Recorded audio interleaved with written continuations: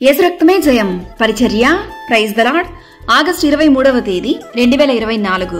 ఈరోజు దేవుని వాక్యము, మీ సకలమైన అపవిత్రతను పోగొట్టి నేను మిమ్మును రక్షింతును. మీకు కరువు రానియ్యక ధాన్యమునకు ఆజ్ఞ ఇచ్చి అభివృద్ధి పరతును. యెహెజ్కేలు 36వ అధ్యాయం 29వ వాక్యము. అవును క్రీస్తునందు ప్రియులారా, ఆ దినాన ఇశ్రాయేలీయులతో యెహోవా దేవుడు ఈ మాట ప్రకటన చేసెను.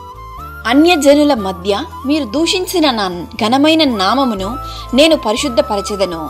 వారి ఎదుట మీ యందు నన్ను పరిశుద్ధపరచుకొనగా నేను ప్రభువగు యెహోవానని వారు తెలుసుకొందురు. ఇదే యెహోవా వాక్కు. మీ అపవిత్రత యావత్తు పోవునట్లు నేను మీ మీద శుద్ధ జలములు చల్లుదును. మీ విగ్రహముల వలన మీకు కలిగిన అపవిత్రత అంతయు తీసివేసెదను అని దేవుడు వాక్కునిచ్చెను. ఈరోజు ఈ వాక్యం వింటున్న ప్రియ సహోదరి సహోదరులారా, ఈ పాపపూరితమైన లోకములో జీవిస్తున్నటువంటి మనకు ప్రతి దినము ఒక సవాలు వంటిదే.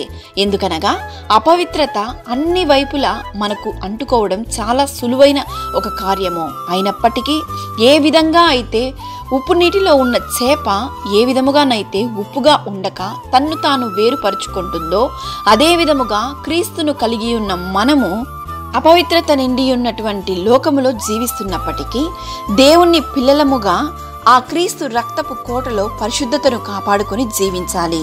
అలా జీవించినట్లయితే ఆ దేవాది దేవుడు ఏ కరువు రానియక ధాన్యమునకు ఆజ్ఞ ఇచ్చి అత్యధికమైన అభివృద్ధిని దయచేయును.